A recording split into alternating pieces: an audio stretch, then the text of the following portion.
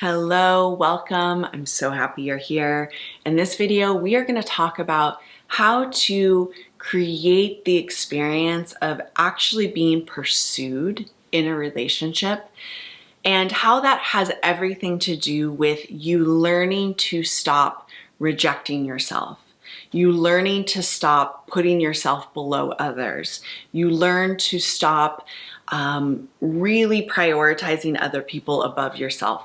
Why this is so important when you want to have the experience of being pursued, being wanted, being loved, being chosen.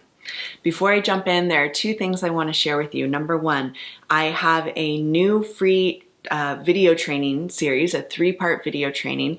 And the way to receive that video training series is by following me on Instagram. If you follow me on Instagram, my team will DM you with a link for that video series. The second thing is my course, Your Greatest Love, is on sale just for a couple more days. This is an incredible deep dive course that will take you through all these different exercises and processes and techniques that are going to help you really embody the inner state of being in this greatest relationship of your life.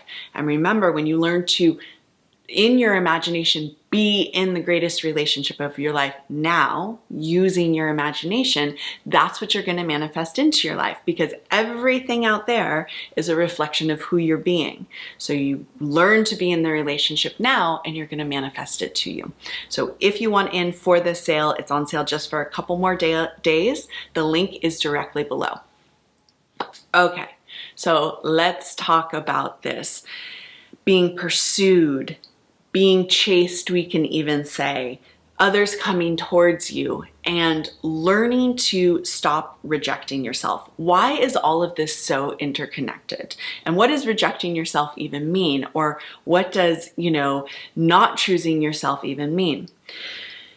When you are in the dominant self-concept of not being chosen, of not being wanted, you'll notice that there's a feeling state that is there, that is associated with that. And anyone who's been there, which myself included, I have been there before, anyone who's been in that inner state of not being wanted, not being chosen, you feel less than. You feel unworthy. You feel like you aren't really wanted. You feel like you don't feel good enough. That's the inner state of, we might even say, rejecting yourself. The way that rejecting yourself really comes into play when you're feeling not wanted and not chosen is you start to enact things that make you feel even worse. So maybe you chase after someone, or maybe you obsess over someone, or maybe you try to go after someone. You start putting a lot of energy towards another person. And the reason you're doing that is you don't feel good about yourself. You feel incredibly anxious. Doing actions like that, or stalking on social media, or, that's one that makes us feel really awful. So when you're feeling bad and you start doing these actions that make you feel even worse, I would consider that rejecting yourself, or not showing up for yourself, or not being there for yourself.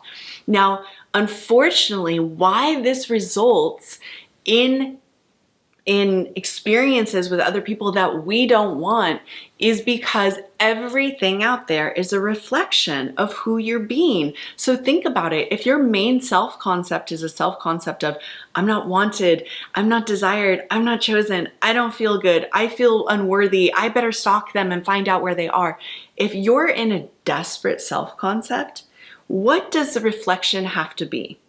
It has to be, and I hate to say it, but it's the truth, other people seeing you as desperate, seeing you as needy, seeing you as actually not being good enough because you don't feel good enough. It's all a reflection. And so this is why practices such as self-love and self-concept work, and really learning to love yourself and imagine yourself being chosen by someone else, is so important when it comes to manifesting, because as you build yourself up internally, what you'll notice is other people are going to see you as that built up version of you. And the more you practice the self-love and the self-concept work and all of that inner work that makes you feel incredible about who you're being, other people are going to see you that way too. They see you as you see yourself. This was like the biggest, most mind-blowing experience I had with manifesting, was recognizing that people out there see me as I see myself. I've told this story before of going to that Valentine's Day party many years ago, and it was after I went through that heartbreak. I had built myself up. I was really feeling like an incredible woman. I was feeling beautiful. I was feeling amazing. And what happened? A man saw me at this Valentine's Day party, and he bolted right to me. He didn't run to me, but he walked straight to me, and he was like, "Who are you?" I kind of felt like Cinderella at the ball. Honestly, it was just like, he was so clear that I was a magnetic goddess, amazing woman. He may have even called me a goddess. And it felt amazing to receive that attention.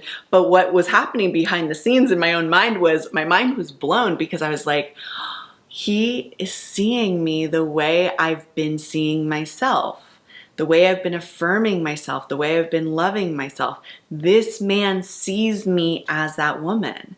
And it was so clear, especially because months before I had gone through this heartbreak. And I was feeling crappy. I was not feeling good. I was not getting a lot of attention. So the drastic shift was obvious to me. And what did this man at the Valentine's Day party do? He chased me down. He came after me. He pursued me, because I was being that goddess. I was being that beautiful woman. So this is how it works. This is how to call people in. Cultivate you. Be the version of you that's shining. Be the version of you that is amazing and gorgeous. It's the same exact thing that happened with my husband. My husband saw me, and he was like, oh my God. He literally thought to himself, oh my God, that is a radiant woman. That is a goddess. And why did he see me as that? Because I had done the inner work to build myself up to feel like a goddess, to feel like a beautiful woman. I was no longer rejecting myself. By the time I met my husband, those dynamics were like pretty far out of my experience. I had been doing self-love work for many years by that point. But again, if you're in the experience of feeling not good enough, not feeling great, feeling desperate, feeling like you have to chase after the person, you're in a state of rejecting yourself, and automatically you'll receive the experience of being rejected. So do the inner work, do the self-love work, doing the imagining being chosen, do all the inner work that makes you feel incredible, makes you feel like a goddess or a god. And when you do, you will see that other people are going to see you that way too.